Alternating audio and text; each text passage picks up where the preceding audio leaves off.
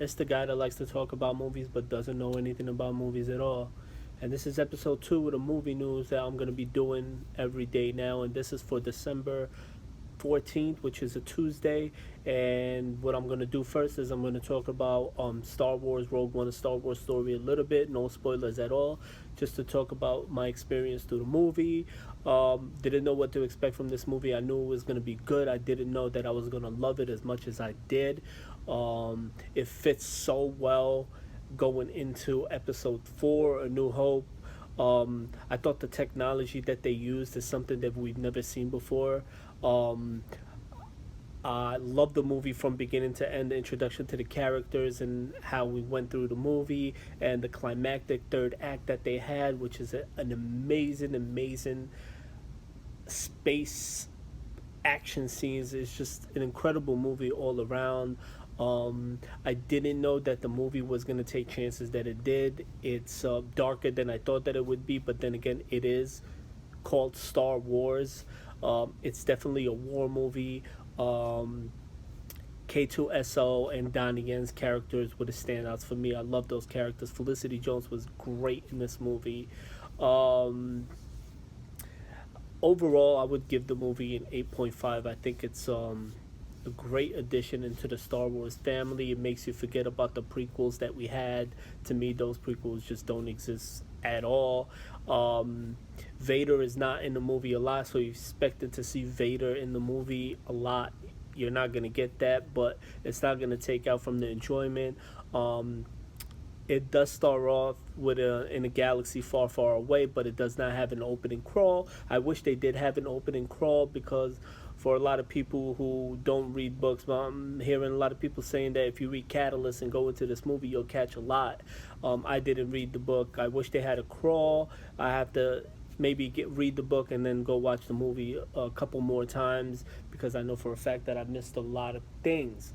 Um, right now, what I'm hearing is that Rogue One is tracking for a huge 250, $300 million worldwide box office opening weekend, which is amazing. Definitely like this movie more than I did Episode 7, The Force Awakens, but I love that movie, so this movie is just so good. I'm not going to say it's my favorite Star Wars movie, but it's definitely there. Now to get into the movie news, and speaking of Star Wars Rogue One, Ben Mendelsohn, who plays Orson Krennic in Star Wars Rogue One, he will be facing off against Taron Egerton in the new Robin Hood Origins movie, and he'll be playing the sheriff. Um, Also, Warner Brothers has signed off to do a Deadshot spin-off, which is in the works right now. And they have also added that David Ayers is going to return into the DC universe to reteam with Harley Quinn, Margot Robbie, who plays Harley Quinn, for a Gotham Sirens movie, City Sirens movie, excuse me. And I'm just gonna get into in depth with a little bit. This is why, to me, that the DC universe is not doing so well, because unlike Marvel, they tend to tell you that this is the timeline that they're going to have and these are the movies that they're going to have, but then again they start to deviate away, and just because a certain character from one of their movies is popular, they tend to just throw them off or do a spin-off. So if you're going to do a spin-off of Deathshot, what are you going to do with Deathshot?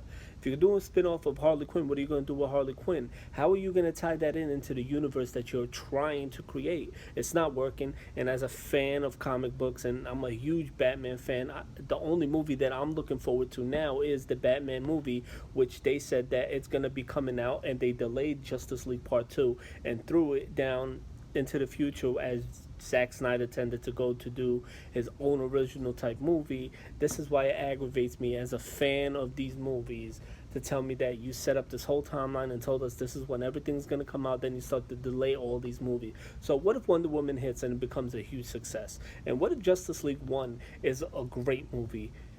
You're going to start spinning off and doing other things. I don't know how how you keep deviating from the plan. This is why I don't trust DC with this cinematic universe. But then again, I'm not gonna say anything until I watch the actual movies. I did like Batman v Superman, the extended cut. I hated the theatrical version, and I just didn't like Suicide Squad that much. It was a fun movie. It just wasn't a good movie at all. But then again, that is just to me. Now, after the departure of David O. Russell from the Uncharted movie, Mark Wahlberg has confirmed that he is no longer attached to this movie.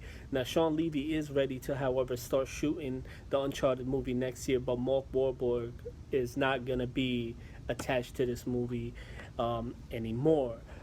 Also, we have a lot of canceled shows. The list came out, and some of the canceled shows are American Gothic, Brain Dead, Aquarius, Castle, The Comedians, Comedy Bang Bang, Containment Conviction, Damien Defiance, The House of Lies that will end after the season 5 finale, Marco Polo, which cost Netflix over $2 million. That is canceled. Murder in the First, Salem, Roadies, Tyrant is canceled. Sex and Drugs and Rock and Roll, and also Vinyl have all been canceled.